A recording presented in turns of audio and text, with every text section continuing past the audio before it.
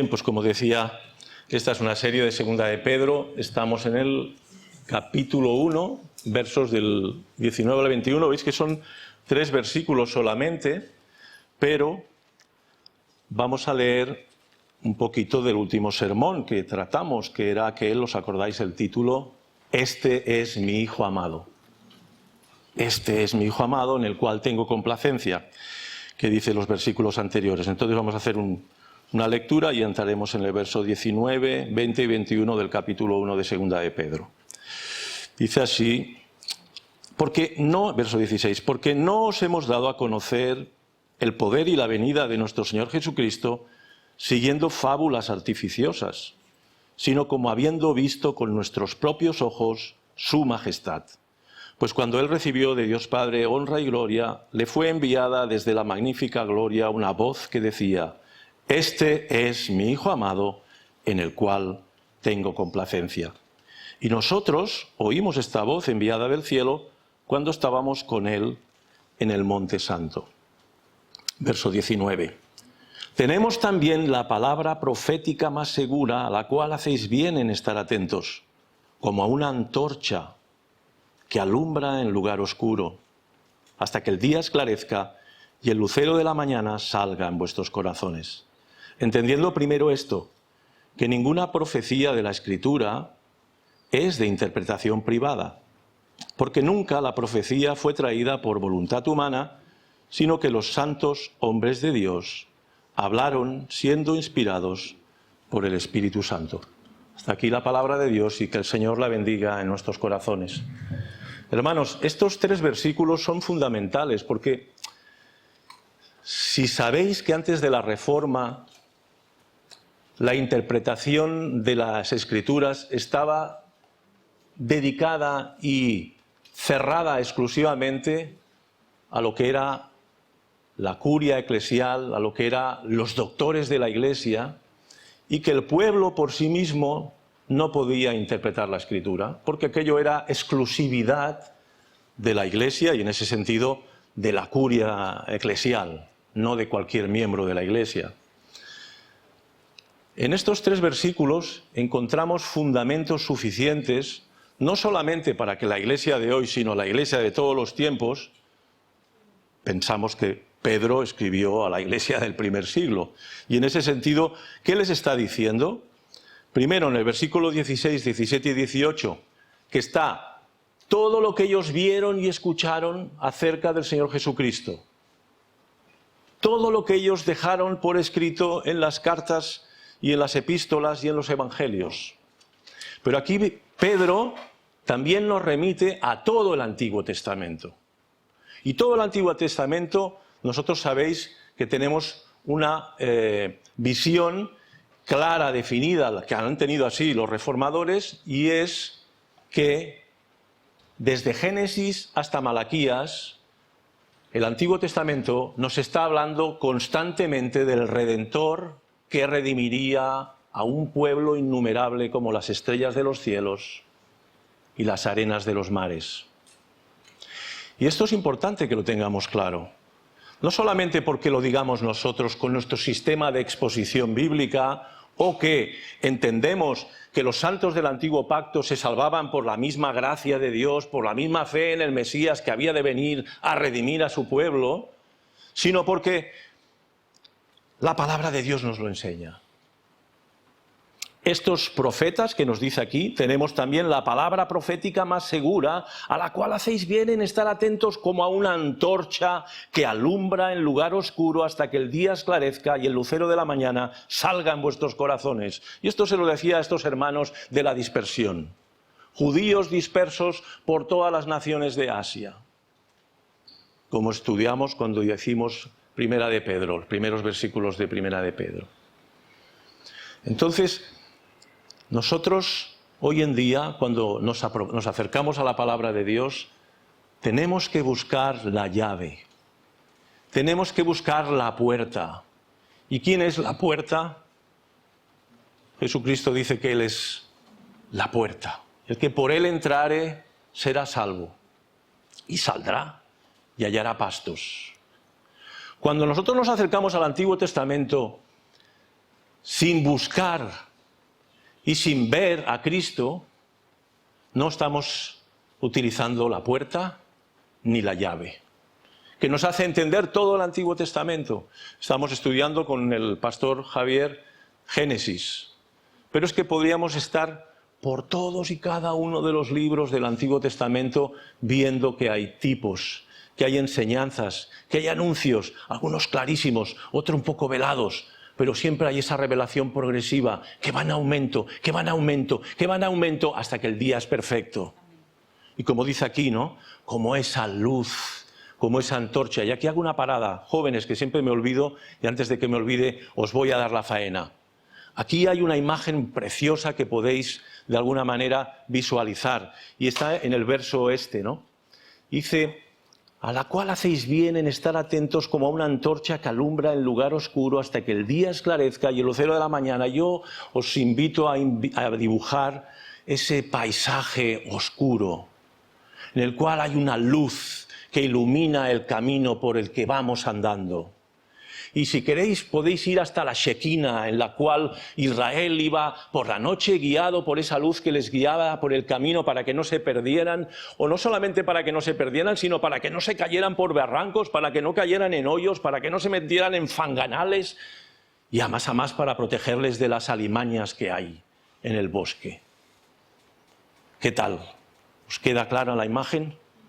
A mí sí. Yo veo esa luz que nos guía, y esa luz que nos guía es Cristo, hermanos y hermanas.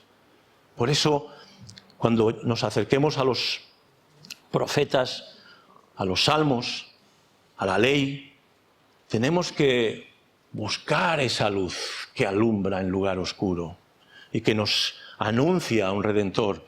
Y luego examinaremos algunos pasajes, porque como siempre el tiempo vuela y yo siempre me quedo corto de tiempo y me paso de largo.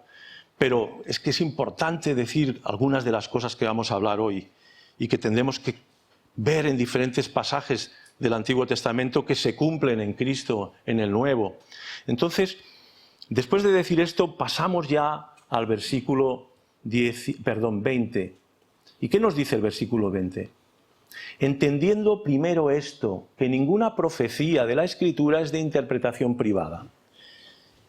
¿Qué quiere decir? ¿Que ninguno puede interpretar la Escritura de una manera privada? Eso es lo que dice la Iglesia Católica. La Iglesia Católica enseña eso, que el pueblo, los laicos, no pueden acercarse libremente a la palabra de Dios, porque necesitan la interpretación de la curia, de la Iglesia. Y así han tenido durante siglos de oscuridad al pueblo de Dios hasta que hubo un avivamiento. Se llama reforma, pero lo que aquello debería haber sido es un avivamiento en el cual el pueblo volviese a las sendas antiguas, volviese a los caminos que Dios había trazado y que una y otra vez el pueblo de Dios abandona. En el antiguo y en el nuevo pacto. Entonces, ¿aquí qué nos está diciendo, pues? Si no es eso de que no se pueda interpretar de una manera privada. Precisamente lo que nos está diciendo aquí el apóstol Pedro, que entendamos primero que ninguna de la profecía de la Escritura es de interpretación privada, sino que la palabra se interpreta a sí misma.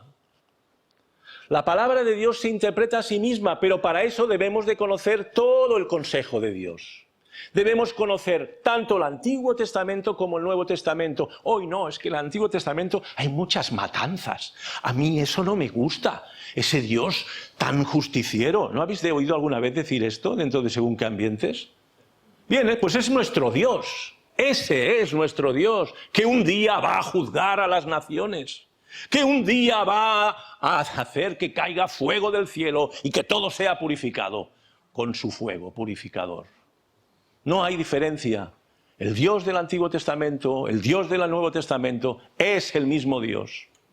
Hermanos, entonces, esto es lo que está diciendo, que ninguna profecía de la Escritura es de interpretación privada porque no podemos interpretarla desconectada del resto de la palabra de Dios. Y esto Pedro no solamente lo está diciendo en segunda de Pedro, sino en la lectura congregacional, si os habéis fijado, hemos leído capítulo 1, algo muy importante. Verso 10 del capítulo 1 de Primera de Pedro. Los profetas que profetizaron de la gracia destinada a vosotros inquirieron y diligentemente indagaron acerca de esta salvación. Verso 11. Escudriñando qué persona y qué tiempo indicaba el Espíritu de Cristo que estaba en ellos, el cual anunciaba de antemano los sufrimientos de Cristo y las glorias que vendrían tras ellos. ¿Os dais cuenta que estos profetas que profetizaron de la gracia destinada a vosotros inquirieron? ¿Y dónde inquirieron? ¿Qué quiere decir que inquirieron? ¿Y qué quiere decir que indagaron? ¿Y qué quiere decir que escudriñaron? ¿Dónde? ¿Dónde lo estaban haciendo todo esto? Sino en la palabra de Dios que había sido revelada hasta ahí. Y ahí tenemos la ley, los 5 primeros libros del Pentateuco. Y ellos escudriñaban. A ver, ¿qué ha revelado Dios acerca del Redentor? Vamos a ver. Y escudriñaban y investigaban. Y ahí ellos iban confirmando toda esa revelación nueva que Dios les estaba dando. Cosas que muchos de ellos nunca verían, pero sí que esperaban. Esperaban con gozo, esperaban con fe, esperaban con ilusión, como nosotros debemos de esperar. De la misma manera, ¿veis que no hay tanta diferencia entre los santos del Antiguo Testamento y los santos del Nuevo Testamento, como algunas veces se dice? Ellos fueron salvos por gracia, por medio de la fe, en un Mesías que debería de venir y que sería el Redentor. Nosotros esperamos, anhelamos, con ilusión y esperanza y alegría, el regreso del mismo Mesías que vino y ocupó nuestro lugar en la cruz, pagó por nuestros pecados, nos ha lavado con su sangre y nos ha revestido de su justicia. Y ahora estamos esperando que Él regrese. Pero no le hemos visto. No le hemos visto, igual que ellos. Porque tenemos una fe igual de preciosa que la de ellos. Es una fe que descansa no en nuestra propia fe, sino en la palabra de Dios. Como ellos. Por eso dice esto, ¿no? Escudriñando qué persona y qué tiempo indicaba el Espíritu de Cristo que estaba en ellos, el cual anunciaba de antemano los sufrimientos de Cristo y las glorias que vendrían tras ellos. Hermanos, si algo se puede decir del pueblo de Israel es que esa parte de los sufrimientos del Mesías parece que no lo tienen muy claro. Ya cuando el Señor vino, quedó claro que no lo tenían claro. ¿Qué es eso de un Mesías sufriente? ¿Qué es eso de un Mesías humilde y humillado? ¿Qué es eso de un Mesías despreciado por el mundo, hasta por su propio pueblo? Ahora, ese sí, el Mesías glorioso sí. Mesías triunfante sí. Ese sí que me lo quedo. Pues no se puede tener a uno si no tienes al otro. Ni en el antiguo pacto, ni en el nuevo. Hermanos y hermanas, ¿vais viendo por dónde va el camino que os estoy marcando? Es tan necesario que conozcamos, que comamos, que rumiemos la palabra de Dios desde Génesis hasta Apocalipsis y que en ella estemos buscando siempre las señales, como esa antorcha que nos guía hasta que el lucero de la mañana salga en nuestros corazones.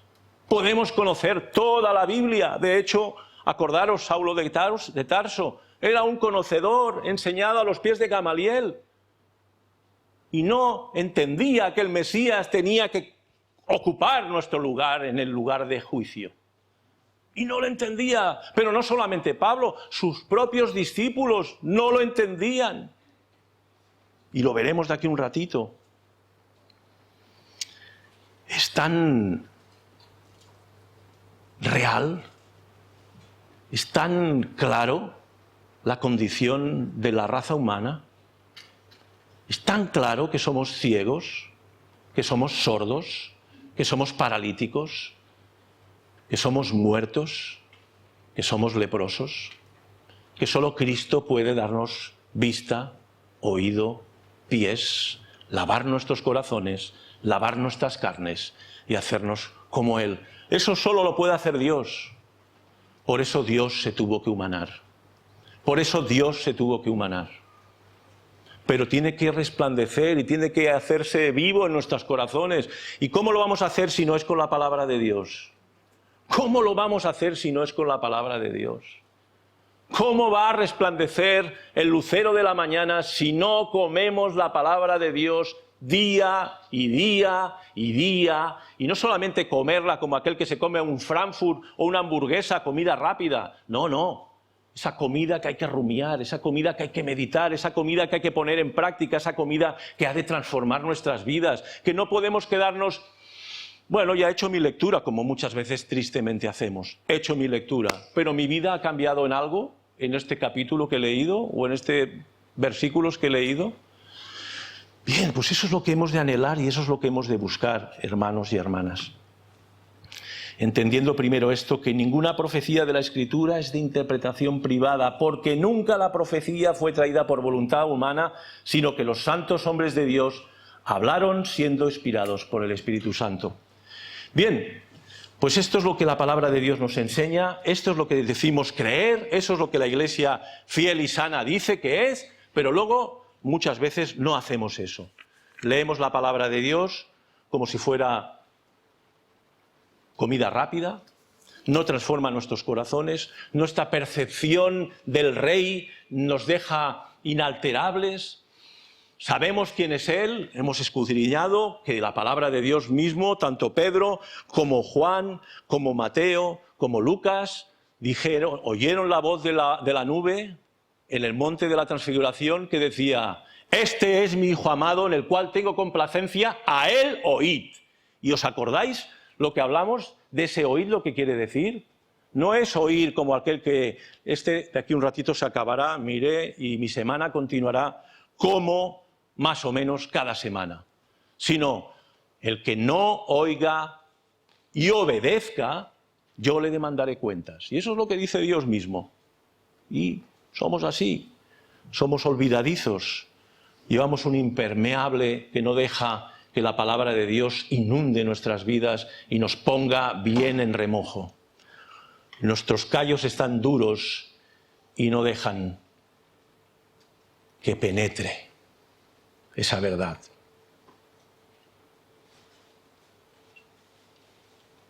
Hemos visto que esas dos verdades van juntas, los sufrimientos de Cristo y las glorias que vendrían tras ellos. El Señor dice que el que quiera seguir en pos de mí, tome su cruz cada día y sígame. Hermanos, ¿cuántos hay de vosotros que sufren? ¿Cuántos hay de aquí que sufren? ¿O han sufrido? ¿O sufrirán? Yo creo que todos tenemos momentos de sufrimiento.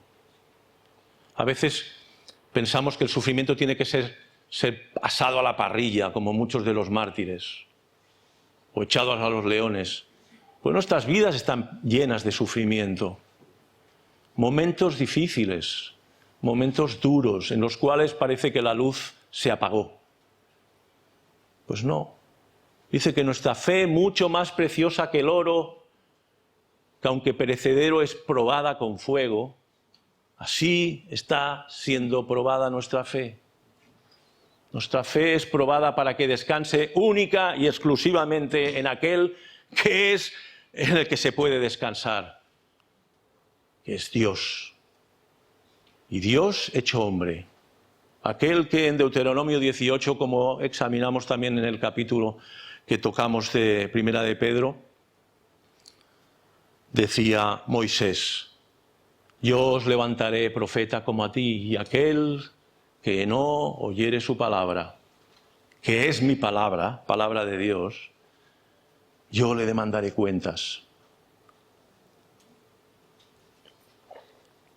Pues hermanos, tengamos claro que para llegar a la gloria vamos a tener que pasar por esos sufrimientos. Esa teología de la prosperidad, ese acepta a Cristo y todo te irá bien, ese Nuestro Dios es un Dios de riqueza, por lo tanto, nosotros debemos de vivir como ricos. Y no quiere decir que sea malo ser rico si Dios te prospera, pero ojo, cuidado, más tentaciones recibirás seguro. Más tentaciones recibirás, más probado serás, más difícil será ser sobrio, más difícil te será ser humilde, más difícil te será no caer con todas las cosas que este mundo te ofrece, si las puedes comprar fácilmente. Nada más lejos de la realidad de nuestro Rey y Salvador. Fijaros que estos 3 versículos vienen antes del capítulo 2 y del capítulo 3, en las cuales nos está hablando de los falsos maestros, de los falsos profetas y de aquellos que niegan la venida del Redentor y que niegan la divinidad de Cristo. Por eso hace tanto énfasis Pedro en que tengamos bien claro todo lo que Dios ha revelado acerca de su Hijo, para que nada nos pueda mover, para que nada nos pueda desplazar de Él, para que nada pueda ocupar el lugar que solo merece ocupar Cristo. Nada. Ni religiosidades, ni cultos, ni nada de todo eso, sino Cristo y solo Cristo. Acordaros, tenemos aquí sola Escritura, sola gracia, sola fide, solo Cristo y solo a Dios la gloria. Bien, pues eso no sale de por ahí, sale de la palabra de Dios, son verdades. Y aquí lo que nos está diciendo el apóstol Pedro es solo la Escritura y solo Cristo. Solo Escritura y solo Cristo. Y eso lo tenemos que decir, pero lo tenemos que vivir. ¿Para qué? Para que cuando vengan los susurros del enemigo, y acordaros de Primera de Pedro que decíamos en el sermón que tocamos, que el diablo como león rugiente está mirando a quién devorar. Acordaros que las palabras esa rugiente no es tanto el rugido de aquel que se va a comer una presa, sino el rugido de aquel que defiende su territorio y dice, todo esto es mío. Y con sus rugidos lo que quiere es atraernos, con sus mentiras, con sus engaños, con sus falsas y medias verdades, con sus herejías. A cada uno le susurra una cosa y nos dice que seamos sobrios y que velemos aferrados a la palabra de Dios, para que no nos puedan mover, para que no nos puedan desplazar de la roca que es Cristo. Crecer en Él, buscarle a Él, alimentados por su palabra, dependientes de Él, lavados con su sangre, levantados por su mano misericordiosa, que cada vez que caemos vamos a Él y nos levanta. Que cada vez que pecamos vamos a Él arrepentidos y nos lava y perdona una y otra vez. Y cada vez vamos siendo santificados por su Espíritu Santo. Por eso nos prepara aquí y nos dice todo esto, Pedro.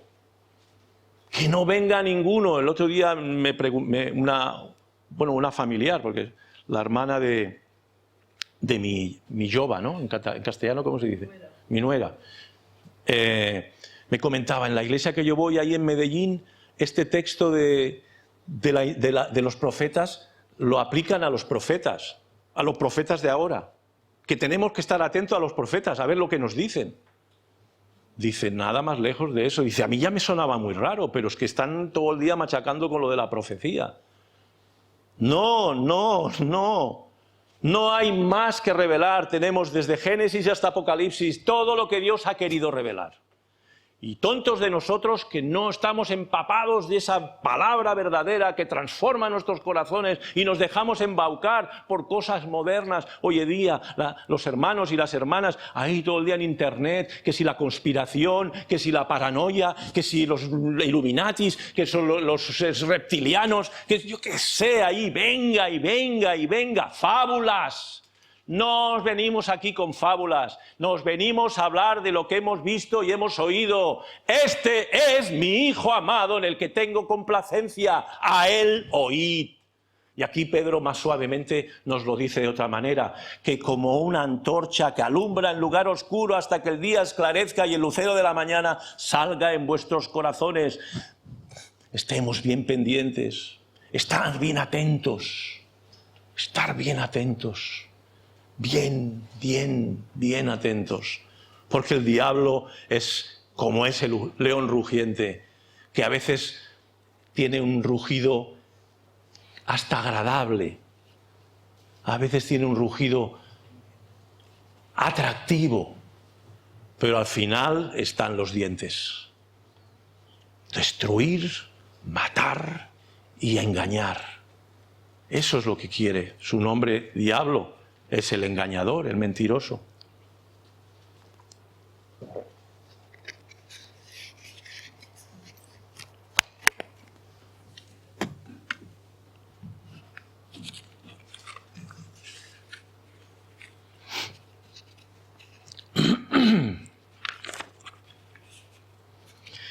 Bien, ahora os voy a pedir que hagamos un viaje de esos que a mí me gusta hacer. Vámonos a Lucas 24, todos juntos.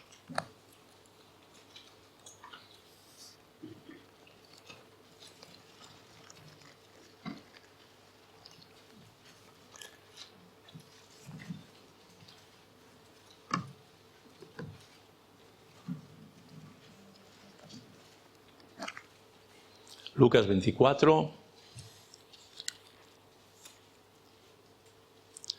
Y vamos a hacer un pequeñito repaso para que veáis cómo eran los grandes apóstoles del Señor. Cómo era Pedro, pero no como era solo él, sino todos. Verso 1. El primer día de la semana, muy de mañana, vinieron al sepulcro, trayendo las especies aromáticas que habían preparado y algunas otras mujeres con ellas. Hallaron removida la piedra del sepulcro y entrando no hallaron el cuerpo del Señor Jesús. Aconteció que estando ellas perplejas por esto, he aquí se pararon junto a ellas dos varones con vestiduras resplandecientes, y como tuvieron temor y bajaron el rostro a tierra, les dijeron: ¿por qué buscáis entre los muertos al que vive?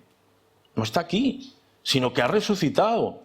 Acordaros de lo que os habló cuando aún estaba en Galilea, diciendo: es necesario que el Hijo del Hombre sea entregado en manos de hombres pecadores y que sea crucificado y resucite al tercer día. Entonces ellas se acordaron de sus palabras y volviendo del sepulcro dieron nuevas de todas estas cosas a los 11 y a todos los demás. Eran María Magdalena y Juana y María, madre de Jacobo, y las demás con ellas, quienes dijeron estas cosas a los apóstoles, mas a ellos les parecía locura. Mas a ellos les parecía locura las palabras de ellas, y no las creían.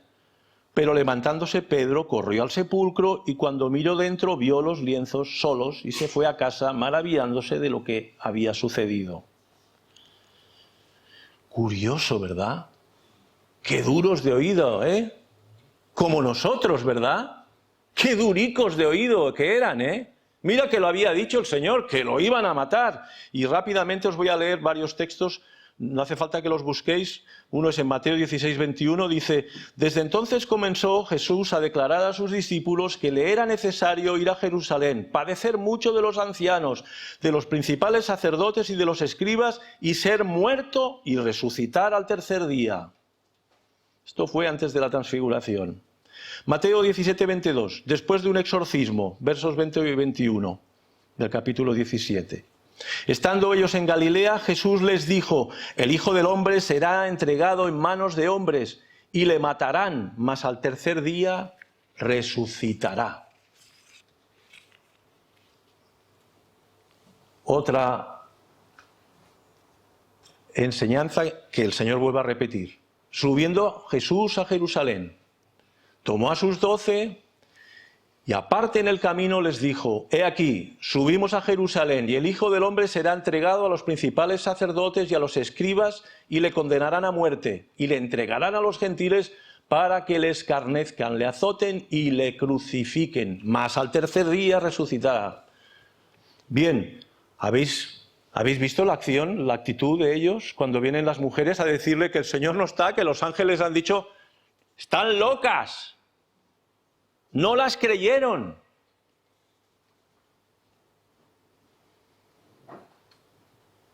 Por una parte, semana pasada en el sermón de Sodoma y Gomorra y de Lot, veíamos al Lot, el Lot torpón que debería haber salido corriendo, veíamos al Lot desobediente que dice que coge todas tus cosas y vete, que cuando les dice a los yernos, ¿os acordáis?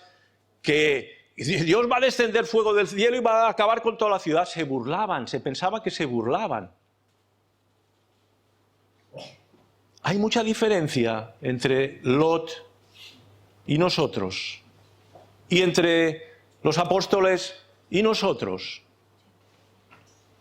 Tristemente no hemos aprendido nada, seguimos dudando, seguimos siendo incrédulos, siguiendo diciendo, sí, Señor, como ellos. O Pedro, ¿os acordáis cuando tocamos? Que no te acontezca esto, Señor. Cállate, Satanás, que no pones la mira en las cosas de Dios, sino en las de los hombres. Me es necesario morir. Pues era como ese impermeable que a veces llevamos puesto, que domingo tras domingo escuchamos el Evangelio, domingo tras domingo escuchamos la palabra de Dios, domingo tras domingo, y a veces toda la semana, que sí, una predicación del hermano este que es fantástico, del otro, de aquel, maravilloso todo, y parece que llevamos no un chubasquero, una escafandra de buzo, de esas con la pelota en la cabeza, en la que no se filtra ni una gota de agua. Porque después de tantos años que llegamos caminando en los caminos del Señor, nuestros corazones siguen siendo incrédulos. Pero Dios sigue siendo misericordioso, fiel, paciente, amoroso, tierno, día tras día, regando nuestros corazones. A veces quebrantándonos para que seamos humillados y digamos, Señor, te necesito, pero cuando ya empezamos a caminar otra vez, ya empezamos a levantar la cabeza, ya empezamos a pensar que nos bastamos a nosotros mismos. No así de estas palabras, pero actuamos así. En vez de buscarle a Él desde que ponemos el pie en el suelo a levantarnos de la cama hasta que nos tumbamos y aún en la cama seguir orando a nuestro Dios. Señor, cuida mis sueños para que nada entorpezca y nada se filtre en mi conciencia y ensucie estas horas de descanso. Así deberíamos de vivir, así deberíamos de caminar, como ese pueblo que caminaba bajo la Shekinah y que no se desviaba debajo de la luz. Así es como debemos de vivir, pueblo de Dios, niños, jóvenes y ancianos y medianas edades. Así es como debemos de vivir, siguiendo en pos de Él, bajo su luz, bajo su palabra, que nos guía, que nos modela, que nos transforma, que nos levanta, que nos consuela, que nos redarguye y que nos lleva una y otra vez a la sangre del derramamiento que habla mejor que la de Abel. Sangre pura, sin pecado, que lava nuestras almas, que lava nuestras conciencias y que no solamente nos lava, sino que nos dice, ven a mí, que yo te amo con un amor inalterable. Hijo e hija, por quien he pagado en la cruz. Eso es lo que debemos de nunca olvidar, porque vendrán algunos que negarán todo eso, de una manera sutil a veces, de una manera descarada a otras, pero ahí van a estar. Estuvieron ya no solamente en el Nuevo Testamento, también hubieron falsos profetas en el Antiguo Testamento que decían, todo va bien, sois el pueblo de Dios, podéis hacer lo que queráis, porque Dios os ama. Bien, pues aprendamos del Antiguo Testamento cómo Dios, que amaba a su pueblo, una y otra vez lo llevaba al destierro o lo juzgaba porque eran infieles. Nosotros no somos diferentes. Hermanos, a veces hablamos de la gracia de Dios y estamos hablando de una gracia barata. La gracia de Dios no es barata, la gracia de Dios es cara. Dios tuvo que morir en una cruz por nosotros y su sangre fue derramada a favor nuestro. Esa es la gracia de Dios.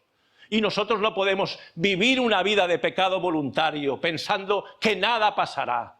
Claro que Dios, si te ama y te ha enviado al Redentor y en un momento dado de tu vida Él te ha vivificado y te ha dado convicción de pecado y te ha llevado a Cristo y a pedirle perdón y confiar en Él, y en un momento dado, por lo que sea en tu vida, has caído en pecado, Él siempre te va a levantar.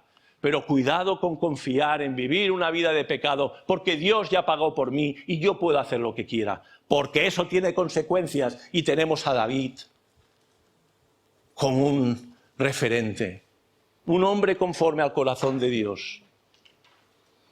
Pero por dejar de luchar en esa guerra espiritual en la que él estaba al frente de la nación y quedarse en el terrado mirando lo que había por allí y viendo a la mujer de otro, ya sabéis en lo que cayó. Y cada uno tiene sus debilidades y cada uno tiene sus concupiscencias. ¿Sabéis lo que quiere decir concupiscencia, no? Codiciar lo prohibido. Pues no dejemos de velar y orad para que no entremos y caigamos en la tentación. Bien, ahora viene otra parte en este capítulo 24, que es cuando el Señor se pone a caminar con algunos de estos que decían, están locas, y no las creyeron. Una vez más, vemos la paciencia, la misericordia, el amor de nuestro Rey, que una y otra vez viene a nosotros. Ya se iban. Mira que les había dicho, yo resucitaré, esperaros. Ya se iban. Dice en el versículo 13 del capítulo 24. He aquí dos de ellos, de estos que estaban cuando las mujeres les dijeron que había resucitado, iban en el mismo día a una aldea llamada Emaús, que estaba a 60 estadios de Jerusalén. E iban hablando entre sí de todas aquellas cosas que habían acontecido. Sucedió que mientras hablaban y discutían entre sí, Jesús mismo se acercó y caminaba con ellos. Mas los ojos de ellos estaban velados para que no le conociesen. Y les dijo, ¿qué pláticas son estas que tenéis entre vosotros mientras camináis? ¿Y por qué estáis tristes? Respondiendo uno de ellos, se llamaba Cleofas, le dijo, ¿eres tú el único forastero en Jerusalén que no has sabido las cosas que en ella han acontecido en estos días? Entonces él les dijo, ¿qué cosas? Y ellos les dijeron, de Jesús Nazareno, que fue varón profeta, poderoso en obra y en palabra delante de Dios y de todo el pueblo, y cómo le entregaron los principales sacerdotes y nuestros gobernantes a sentencia de muerte y le crucificaron. Pero nosotros esperábamos que él era el que había de redimir a Israel. Y ahora, además de todo esto, hoy es ya el tercer día que esto ha acontecido.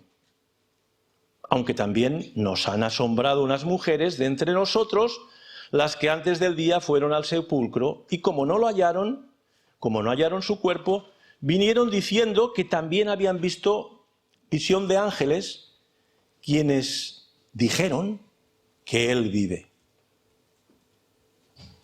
Fijaros que dice en el verso 21, nosotros esperábamos que él era el que había de redimir a Israel. ¿Cómo? ¿Cómo los iba a redimir? Llevaban siglos redimiendo con sacrificios los pecados del pueblo. Lluvia de bendición, hermanos. Llevaban años sacrificando corderos, sacrificando la Pascua, teniendo imágenes visuales de que para que ellos pudiesen ser libres, víctimas inocentes tenían que pagar. El Cordero de Dios que había anunciado Juan el Bautista, no pasa nada, las olas no nos van a inundar, tranquilos, los hermanos están bien ahí haciendo la faena. Centraros aquí, no, el agua no nos va a inundar. Años y años, años y años. Y resulta que ellos pensaban que el que los debía de redimir, lo han matado. Y todo lo que él ya había dicho, es necesario que yo muera y resucite. ¿Veis? Ciegos, sordos, como nosotros, tantas veces. Que nadie desespere. Si la Biblia lo hubieran escrito hombres, como algunos dicen, que es un libro escrito por hombres, ¿vosotros creéis que los apóstoles hubiesen puesto todo esto de ellos? ¿Hubiesen puesto todo esto? ¿O lo hubiesen omitido? Como hacen casi todos los que escriben biografías. ¿Pedro hubiese puesto todo lo que Marcos luego escribió acerca de él? Los apóstoles hubieran dicho, oye, esto borrarlo, que quedamos muy mal. ¿Cómo vamos a quedar en la religión que estamos creando? Vamos a quedar como una colla de piraos. Todo nos apunta de que somos unos verdaderos fracasados, unos incrédulos, que no creemos a lo que el Señor, nuestro Rey, al que decimos servir, nos ha dicho que iba a pasar. Y una y otra vez, no lo creemos. Por lo tanto, que nadie que haya aquí, que es torpe en su caminar por vivir una vida de fe, de seguimiento del Señor, desespere, porque el Señor es muy paciente, hermanos. Lo que sí que Él busca es un corazón arrepentido, un corazón que le busca, un corazón que confiesa su incapacidad, un corazón que confiesa una y otra vez que te necesito, Señor. Necesito que tú me ayudes, necesito que tú me capacites, necesito que tú me des fuerzas, necesito que tú me levantes, necesito que tú me transformes. Y eso Dios lo hará. No porque nosotros se lo pidamos, sino porque es lo que Él está dispuesto a hacer. Él no nos ha salvado solamente para llevarnos al cielo, nos ha salvado para transformarnos hasta que, como dice en segunda de Pedro, hasta que el lucero de la mañana resplandezca en nuestros corazones. No solamente que el Señor va a venir, que es algo que también apunta y tiene que ver, sino que al final el objetivo de toda esta gran obra de redención es que la imagen del Dios invisible reflejada en Cristo se refleje en su pueblo. Un pueblo que reflejará el carácter de Dios como ningún otro ser creado ha podido ni podrá nunca reflejar. Ese es el objetivo. Por eso estamos aquí comiendo la palabra de Dios. Por eso estamos aquí alabando a Dios y adorándole y reconociéndole. Por eso leemos nuestras Biblias. No para cumplir ritos ni para ganar puntos, sino para que Dios nos transforme, nos modele y nos haga más y más a la imagen de Él. Y cuando sufrimos, y veo hermanos aquí que sufren, pensemos que todo tiene un objetivo, que todo tiene un propósito, que todo tiene una meta, que nada es casualidad, que nada es fruto del azar, ni siquiera del diablo. Dios es soberano y Él está modelando su carácter en nosotros. Y a veces nos duele, y a veces decimos, Señor, quita de mí esta carga. El Señor Jesús lo dijo, pero ¿qué dijo el Señor? No se haga mi voluntad, sino la tuya. Porque el fin es bueno, el fin es glorioso, el fin es triunfante, pero primero tiene que venir la cruz. Y eso es lo que están hablando los profetas del Antiguo Testamento, que por desgracia no todo el pueblo de Israel, pero sí mucho, rechazaron al Mesías sufriente. Ellos querían al glorioso Mesías, ellos querían el que instauraría el reino sobre todas las naciones y todos vendrían allí a servirles y el uno estaría, y ellas, ¿os acordáis de los apóstoles? Que decía, yo aquí, ministro de Hacienda, yo aquí, de Cultura, o no, mejor de Arquitectura, que eso da más.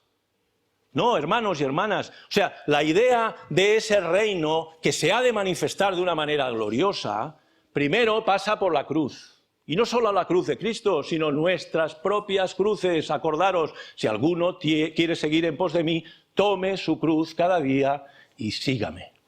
Y sígame, jóvenes, ancianos, medianas edad, niños, seguir a Cristo no es fácil. Lo bueno que tenemos es que Él va con nosotros. Seguirlo solo no es seguir a Cristo.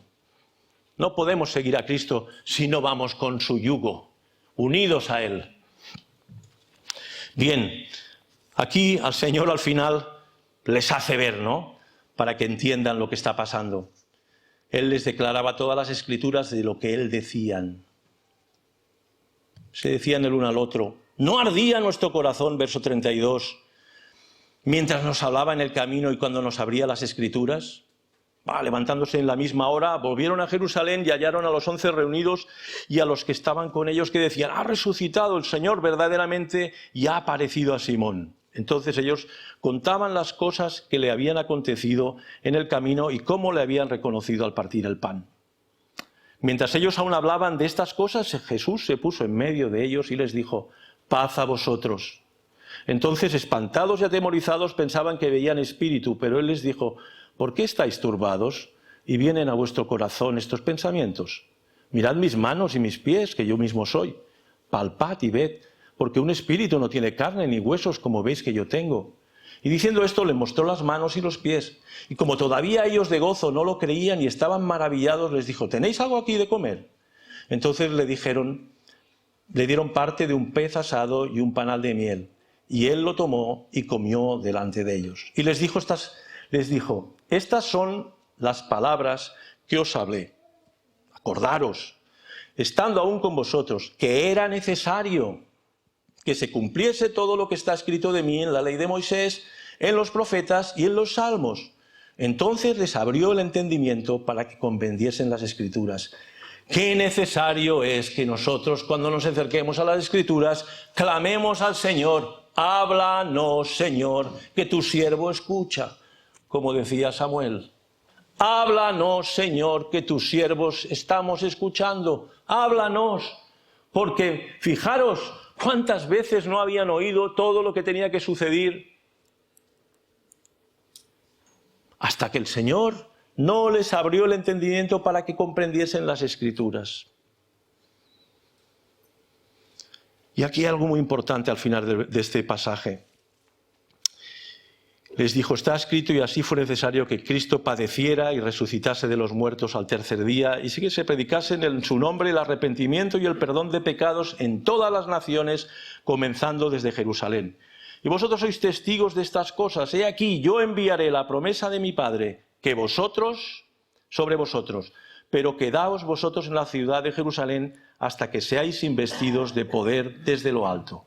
Bien, y esta promesa del Padre es una promesa que está en el capítulo 36 del libro del profeta Ezequiel, en la cual Dios mismo dice a su pueblo en el destierro que Él los libertará, que Él los volverá a llevar a su tierra, que Él les dará un nuevo corazón y que Él pondrá un espíritu nuevo y su espíritu en ellos. Y eso se cumple, porque hay una vuelta a la tierra, pero se cumple en Cristo, 100%. En Hechos de los Apóstoles vemos la venida del Espíritu Santo, vemos cómo el Señor los capacita de poder, vemos cómo el Señor transforma su incredulidad en una fe fiel, firme en la palabra de Dios, siempre con cosas, luchando con la incredulidad, pero una fe férrea, aferrada a aquello que Dios ha dicho. ¿Por qué? Pues muy sencillo, hermanos, porque todo lo que Dios ha dicho en el Antiguo Testamento se ha cumplido, palabra por palabra. Y el tiempo ha volado y tenía un montón de textos bíblicos para deciros. No sé si... bueno, sí, podré tocar algunos. La cuestión es que nos encontramos con que nosotros podemos confiar plenamente que todo aquello que Dios ha dicho que se va a cumplir, su venida pronta, que estemos velando, que estemos preparados, es tan firme y tan sólido como todo lo que dijo que se cumpliría y que ya se ha cumplido. Se cumplió su muerte tal y como estaba escrito. Tenemos el Salmo 22 que nos da una narración de lo que fue aquello que horadaron mis manos y mis pies. Contar puedo todos mis huesos. Se cumplió. ¿Podéis imaginar lo que era aquel madero con un hombre clavado cuando lo levantaban y lo dejaban caer en aquel hueco que tenía que aguantar esa cruz con un hombre allí colgado de manos y de pies? Sus manos horadadas y sus pies, ese zarandazo que debía recibir con todo su cuerpo se movía. Isaías 53, todos los sufrimientos del siervo de Jehová, pero fijaros, es que, leamos rápidamente. ¿Cómo empieza Isaías 53? Pues empieza hablándonos del Mesías triunfante. Antes del versículo 1, verso 13 del capítulo 52 de Isaías. Isaías 52, 13. He aquí que mi siervo será prosperado, será engrandecido y exaltado, y será puesto muy en alto. Ese es el Mesías triunfante. Este es el Mesías exaltado. Este es el Mesías en el que todas las naciones doblarán sus rodillas ante él y le reconocerán como el Rey Supremo del universo. Pero al cabo de un momentito dice, Isaías 53, ¿quién ha creído a nuestro anuncio y sobre quién se ha manifestado el brazo de Jehová? Subirá cual renuevo delante de él y como raíz de tierra seca, no hay parecer en él ni hermosura. Le veremos más inatractivo para que le deseemos, despreciado y desechado entre los hombres, varón de dolores, experimentado en quebranto y como que escondimos de él el rostro, fue menospreciado y no lo estimamos. Ciertamente llevó él nuestras enfermedades y sufrió nuestros dolores y nosotros le tuvimos por azotado, por herido de Dios y abatido, mas él herido fue por nuestras rebeliones, molido por nuestros pecados. El castigo de nuestra paz fue sobre él y por su llaga fuimos nosotros curados. Todos nosotros nos descarriamos como ovejas, cada cual se apartó por su camino, mas Jehová cargó en él el pecado de todos nosotros. Hermanos, ¿veis? El Mesías triunfante, Mesías sufriente. Esta es la gran verdad que nos enseña todo el Antiguo Testamento y que nosotros hemos de ir descubriendo. Y tenemos muchos más textos que por amor al tiempo no voy a leer. Pero solamente con estos 3 pasajes, Salmo, Profeta y Génesis, nuestro pastor está haciendo una serie sobre que podéis ir viendo una y otra vez, pero si nos vamos al capítulo 3 de Génesis, en el que nos narra claramente que ya desde el principio de la historia de la humanidad, después de la caída, lo primero que hace Dios es tener gracia y misericordia para 2 pecadores, que fueron creados perfectos. ¿Y qué nos dice aquí en Génesis 3? ¿Lo tenéis? Génesis 3.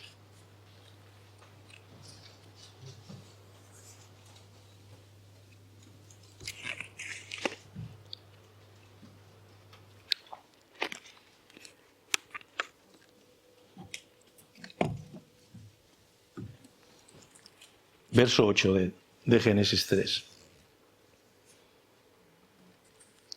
Oyeron la voz de Dios, la voz de Jehová Dios, que se paseaba en el huerto al aire del día, y el hombre y su mujer se escondieron de la presencia de Jehová de entre los árboles del huerto. No, ninguno le buscaba. No hay quien busque a Dios.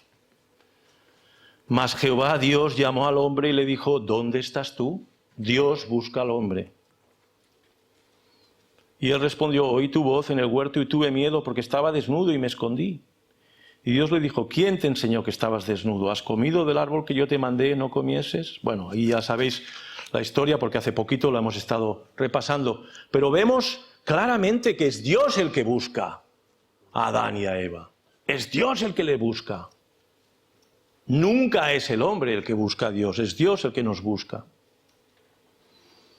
Después de hablar con Eva y Adán, todos justificándose a sí mismos, ninguno reconociendo su culpa, casi tirándole la culpa a Dios, porque Dios le había dado esa mujer, que fue la que le hizo caer, y así es como hacemos todos, siempre hay algún culpable de nuestros pecados. Vemos en el versículo 14 y el versículo 15 el protoevangelio. Y a partir de ahí, nosotros cuando vayamos leyendo la Biblia, hemos de ir buscando esa senda que algunos llaman el cordón de grana, el cordón rojo que une toda la Biblia. Y veréis que lo iréis encontrando. Pero tendréis que pedirle en oración al Señor que os dé entendimiento para encontrarlo. Este es un libro, son 66 libros sobrenaturales. Sobrenaturales. Hay un libro de John Piper que hace esa descripción de la Biblia. La Biblia es un libro sobrenatural y nos hemos de acercar a él como lo que es. Es la palabra de Dios escrita. Es algo sobrenatural. Es algo que no podemos cogerlo como el que coge un libro de filosofía o un libro de historia o una novela. Es la palabra de Dios hablándonos. Nos hemos de acercar a ella de una manera reverente, sabiendo que el Espíritu de Dios está aquí y Dios mismo está aquí y Él nos habla. Y como somos olvidadizos y como somos como los apóstoles, todos somos olvidadizos, somos incrédulos, tenemos que ir constantemente a la palabra de Dios por medio del Espíritu diciéndome, háblame, Señor, y transfórmame. Pues bien, fijaros, el versículo 14, y Jehová Dios dijo a la serpiente, por cuanto esto hiciste, maldita serás entre todas las bestias y entre todos los animales del campo, sobre tu pecho andarás y polvo comerás todos los días de tu vida.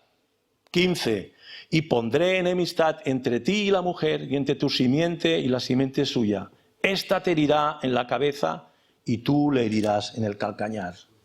Bien, casi todos los que estamos aquí tenemos claro qué es lo que está diciendo a nivel, como lo que llamamos el protoevangelio, la semilla del evangelio revelada a dos pecadores caídos, buscados por Dios y que no tienen ningún otro medio de salvación, sino que la gracia de Dios que ha venido a buscarlos. Como así siempre será. La gracia de Dios que viene a buscarnos, que envía a su Hijo, el Redentor, a pagar por nosotros. Así fue para Adán y Eva, así es para nosotros, y así será hasta que el Señor cierre la puerta del arca. Y vamos a ir viendo, y habéis estado viendo ya cuando hubo el sermón sobre Noé, cómo la gracia de Dios llamó a Noé. No es que Noé fuese una persona maravillosa, perfecta de las maravillas, ni Abraham, ni ninguno de los hombres que en la Biblia son referentes para nosotros. Son hombres referentes para nosotros porque todos fueron hombres de fe, pero fueron hombres de fe no porque en sí mismos se adjudicaran o se pusiesen la medalla, mira qué fe que yo tengo, sino porque la gracia de Dios fue la que los llamó, fue la que las trajo hacia Él, fue la que les comunicó la fe para creer, fue la que comunicó la fe para obedecer. Como siempre será, es la gracia primero que da la fe para que el pueblo obedezca y crea en el Redentor y se entregue a Él. Pero fijaros que hay un texto que normalmente no se habla, no sé si es por tiempo o por lo que sea, pero que es muy importante, y es este, que Dios fue el que le hizo ropa para cubrir su desnudez. Mirad, llamó a Adán el nombre de su mujer Eva, por cuanto ella era madre de todos los vivientes, y un día sería de su simiente la venida de ese Redentor. Verso 21. Jehová Dios hizo al hombre y a su mujer túnicas de pieles y los vistió porque estaban desnudos. Acordaos que ellos habían hecho esos delantales para cubrir sus desnudeces. Las cosas que hacemos los hombres, cubrir nuestras vergüenzas, cubrir nuestros pecados, cubrir aquello que nos avergüenza. Pues Dios tuvo que sacrificar animales para cubrir su desnudez.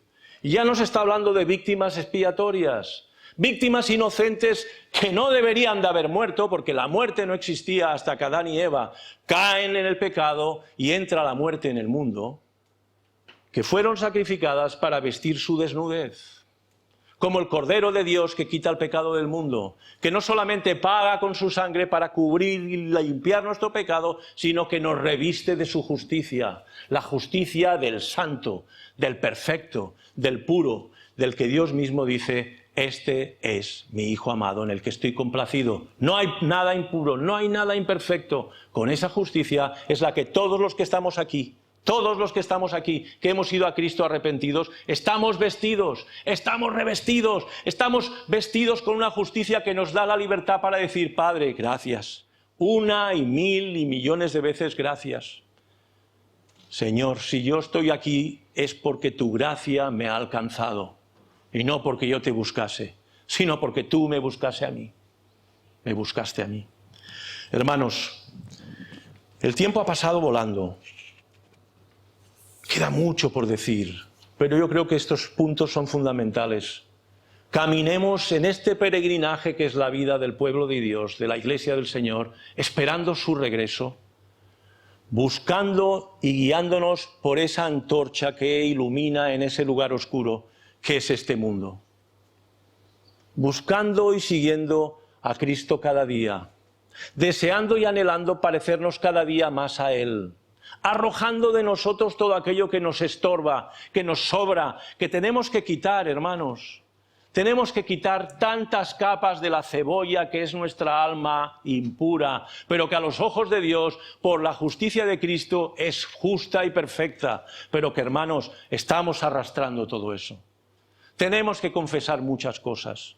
No podemos conformarnos con muchas de las cosas que hay en nuestras vidas. Debemos anhelar que el lucero de la mañana salga en nuestros corazones y esperar su venida con ese gozo glorioso, esa alegría y esa actitud fiel y ferviente. Puede venir hoy el Señor, hermanos.